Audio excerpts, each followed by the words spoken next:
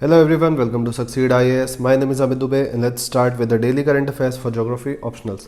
आज geography optional के लिए कुछ खास आर्टिकल्स नहीं है, पर आज एक इंपॉर्टेंट डेवलपमेंट ये है कि जो आपका इंडियन फॉरेस्ट रिपोर्ट फॉर 2021 इसको ministry of environment, forest and climate change ने पब्लिश किया है एंड ये इंपॉर्टेंट हो जाता है आपके ज्योग्राफी ऑप्शनल पेपर 2 के लिए, क्योंकि आपके पेपर 2 में डिफॉरेस्टेशन ये एक इंपॉर्टेंट टॉपिक है। पेपर 1 में भी डिफॉरेस्टेशन है, पर जनरली पेपर 1 में जो क्वेश्चन आएंगे वो वर्ल्ड ज्योग्राफी से रिलेटेड आएंगे, इसलिए ये पेपर 2 के लिए इंपॉर्टेंट हो जाता है। प्लस ये जो टॉपिक है ये मेंस में जनरली आपके लिए इंपॉर्टेंट होगा एज अ ट्रेंड, कि ट्रेंड के मामले में क्या हो रहा है, जो टोटल फॉरेस्ट कवर है इंक्रीज हो रहा है, डिक्रीज हो रहा है, किस टाइप के फॉरेस्ट कवर इंक्रीज हो रहे हैं, इंडिया के कौन से रीजन्स में क्या हो रहे हैं, ये चीज़ें मेंस के लिए इंपॉर्टेंट है।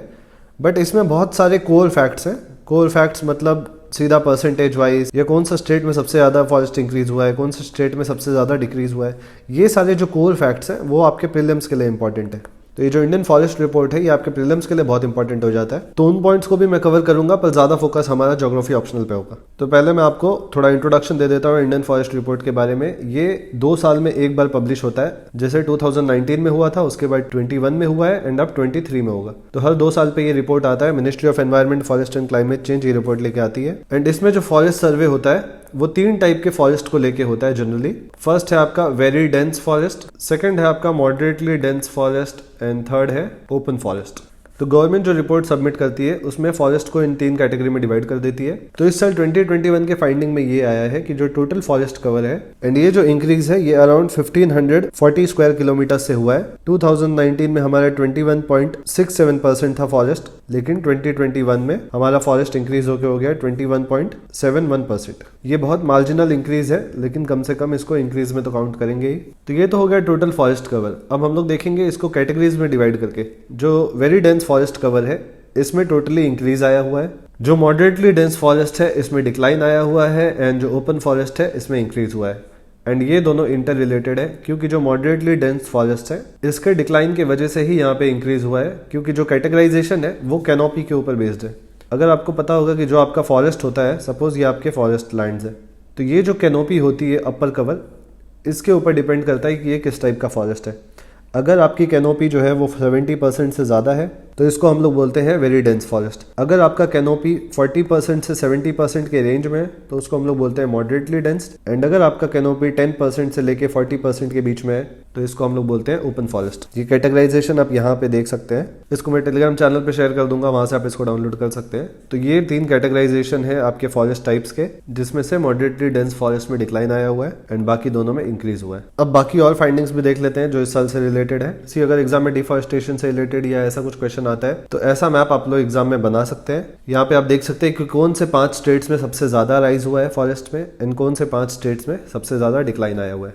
तो सबसे ज्यादा इंक्रीज हुआ है पहला आपका अरुणाचल प्रदेश, दूसरा Telangana, third Orissa, fourth Karnataka and fifth Jharkhand. And अगर आप इसको मैप पे देखेंगे तो सब कंटिन्यूअसली एक दूसरे से टच करते हैं बाउंड्रीज, ये सारे स्टेट्स। यहाँ पे आप देख सकते हैं झारखंड, उड़ीसा, आंध्र प्रदेश और तेलंगाना एंड ये है आपका कर्नाटका। तो इन 5 स्टेट्स में जो है फॉरेस्ट कवर में इंक्रीज हुआ है, ये आप देख सकते हैं। ऑलमोस्ट एक कंटिन्यूअस जोन है ये। सिमिलरली जो 5 स्टेट्स में लॉसेस हुए हैं उसमें है आपका अरुणाचल प्रदेश, मणिपुर, नागालैंड, मिजोरम, मेघालय। ये 5 स्टेट में सबसे ज्यादा लॉस हुआ है और 5 रिलेटेड है आपके नॉर्थ ईस्ट रीजन से।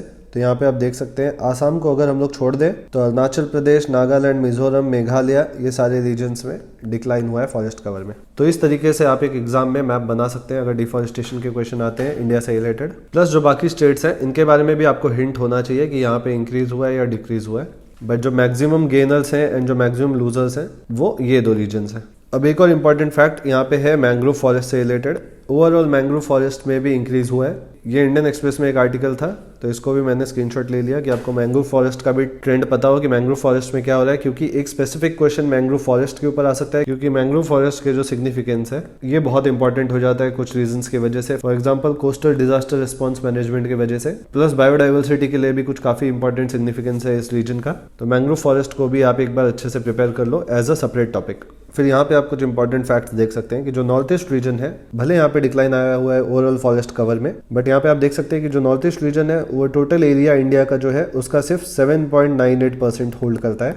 बट जो फॉरेस्ट कवर है नॉर्थ ईस्ट में वो है आपका अराउंड 23.75%। तो नॉर्थ ईस्ट अपने ज्योग्राफिकल एरिया के हिसाब से काफी ज्यादा फॉरेस्ट कवर होल्ड करता है। As compared to other Indian states. And यहाँ पे आप देख सकते हैं कि जो नॉर्थ ईस्ट में डिक्लाइन आया हुआ है उसके कुछ पर्टिकुलर रीजंस दिए गए हैं कि किस रीजन से यहाँ पे डिक्लाइन आया हुआ है। इन रीजंस को हम लोग यहाँ पे देख लेते हैं। फर्स्ट ज्योग्राफिकल रीजन जो है आपका वो यहाँ पे मेंशन्ड है नेचुरल कैलामिटीज, जिसमें सबसे इंपॉर्टेंट रीजन दिया गया है लैंडस्लाइड्स को एंड हेवी रेन्स को। एंड जो आपके एंथ्रोपोलॉजिकल कॉजेज है, सेकंड मोस्ट इंपॉर्टेंट रीजंस ये है डिक्लाइन की वजह से, जिसमें आपका shifting cultivation, illegal deforestation, development activities, ये सारे रीजंस को मेंशन किया गया। एंड यही रीजंस आप मेंस में भी लिख सकते हैं अगर ये क्वेश्चन आता है तो।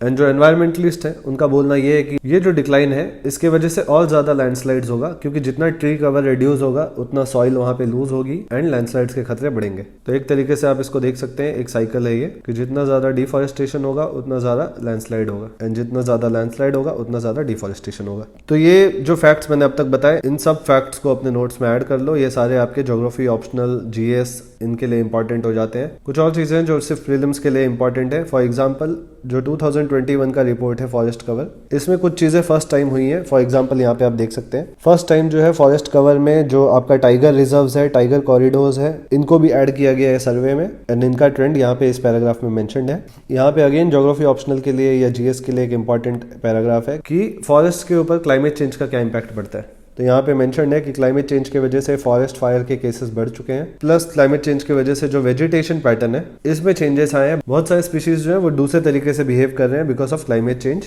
प्लस क्लाइमेट चेंज का इम्पैक्ट फॉरेस्ट पे पड़ेगा एंड उससे बायोडाइवर्सिटी पे इम्पैक्ट पड़ेगा। तो ये सारी चीजें इस पैराग्राफ में मेंशन है। यहाँ पे आप ये चार्ट्स देख सकते हो कि किन स्टेट्स में सबसे ज्यादा इंक्रीज हुआ है, किन स्टेट्स में सबसे ज्यादा डिक्रीज हुआ है। ये आपके प्रीलिम्स के लिए इंपॉर्टेंट हो सकते हैं। एंड आज के लिए बस इतने ही आर्टिकल्स थे। जिन लोग को ये पीडीएफ डाउनलोड करना है वो टेलीग्राम चैनल से इसको डाउनलोड कर सकते हैं। टेलीग्राम चैनल का नाम है succeed IAS official. And that's it for the day. Goodbye, take care.